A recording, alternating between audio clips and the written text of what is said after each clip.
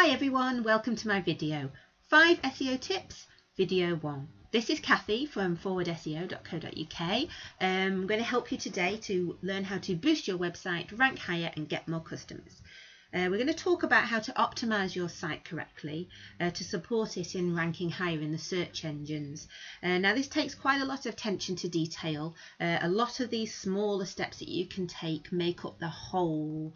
The grounding of SEO is in these details and doing the things that we know we probably should be doing but maybe don't find as exciting or don't really want to do.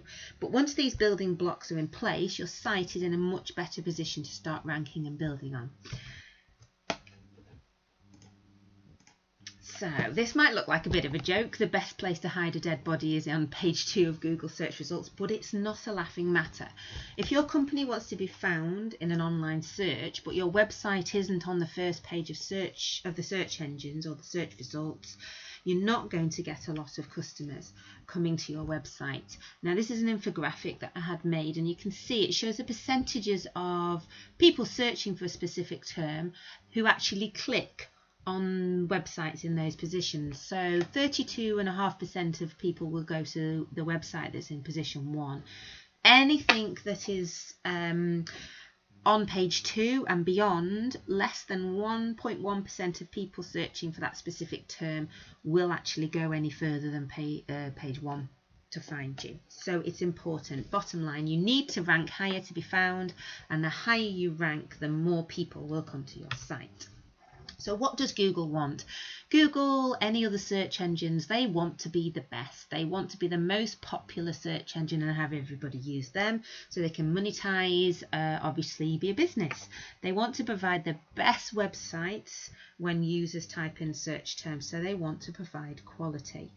The websites that they rank, therefore, will be the ones that they deem the best. So we're going to talk today about what you can do to make your website tick their boxes.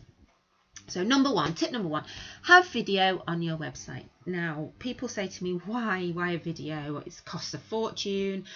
I don't understand what difference it will make. It doesn't have to be expensive or amazing unless you want it to and you have the budget. It is nice to represent your company with a quality video, but you can make some super ones yourself. Whiteboard videos, for example. Video yourself is a great way, or use PowerPoint to make one.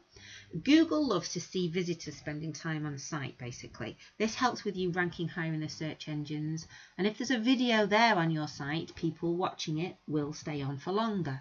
And people also do relate better to video. It personalizes your site and it personalizes you and your company, helping you stand out from your competitors. It helps with converting visitors to customers. A study has been done that showed there is over 40% higher click-through rate when there's video on a website page rather than just plain text. And they also do stand out from that plain text. People can connect with that video. It puts a voice, or even if you're brave enough, a face to what you're saying or offering. So that's tip number 1.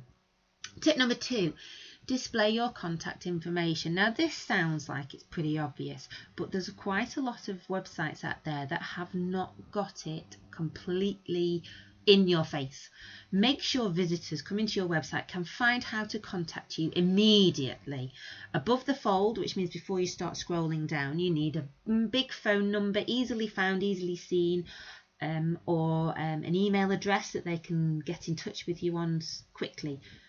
They will go to the contact us page, so make sure you've got everything on there so that there's a preference. If they have a preference to how they want to contact you, you've got every possibility there. So put your name, your phone number, email, contact form, put your social links on there.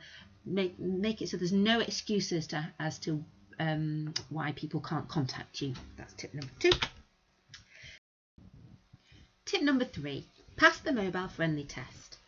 If you go to Google's own test page and enter your website URL, it will tell you if your site is responsive. Now, why does it need to be responsive? Well, Google wants to provide the best experience for its search engine users. Same with all the other search engines. If your site is responsive, that means it changes to fit whichever device it is shown on. It's easy for visitors to use and they will like it more. I don't know if you've ever had the experience of putting on a website on your mobile phone and you've tried to click on a menu, your finger's too big because the menu buttons are tiny, you get taken to the wrong page.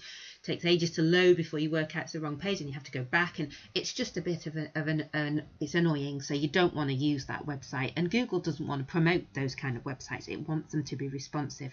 You need to give your visitors the best experience when using your site, so that they also get the best impression of your company. Google loves it if you've got the best site, and your customers will love it. Therefore, go onto the website shown here, put in your website URL, and it will give you a yes or a no, basically. And if your website is not responsive, it is worth going to your web developer or having a look into how easy it is to make your site responsive. Tip number 3. Tip number 4, show your testimonials. Now, why? People want to trust you, but they can't until they see that other people have used your company. Human nature is to be part of something that others like. Customer reviews, therefore, are brilliant for building trust in your services and encouraging conversion. People come on your website, they'll like the look of what you're offering or your products. They can also see that other people have used them, sets their mind at ease. Again, visitors coming to your site will stay on longer if they're reading these testimonials or even watching a video. Now, videos are a brilliant way to do testimonials, and this side of it will support Google ranking you higher, because the longer people stay on your site, Google knows this, and it adds that to its factors for ranking you higher. You can do lots of different things I've put on here, like scrolling banners, speech bubbles, have a whole page dedicated to your testimonials, clips of people talking if you don't want to do videos. Now, one tip when you're doing your testimonials is just to make sure they're specific and engaging. People do like to have a name and a photo if possible. It boosts the credibility, but they must be real. You can tell if they've been fabricated or if there's lots and lots along the same lines. A good thing to bear in mind is, are they answering a question? So I found this brilliant page on copyblogger.com. The reference is right at the bottom there where I found it, but these were brilliant. 6 questions you need to ask to get a powerful testimonial, so you really get into the nitty-gritty of what product or services your company offers and what solution it is providing. So the questions any potential clients may have can be answered through these testimonials by asking really detailed questions. What did you find as a result of buying this product or service? What problems did this overcome? Would you recommend it? If so, why? What specific features did you like most about it? Rather than just, yes, this company delivered and it was great. Ask some detailed questions.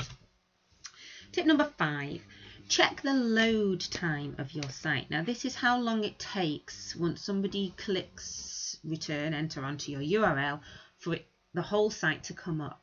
You can test this using Google's own test page, which is listed here, or there's a site called GT Metrics. If you type that in, it'll take you, and that does the same thing. Now you put in your site URL, you can do your home page, you can do inner pages as well to see if they load quickly too. But what you want is it to be a fast load time. On the Google site, it will give you green, amber or red. Green is brilliant. It'll also give you some tips on what things you can change to make it better.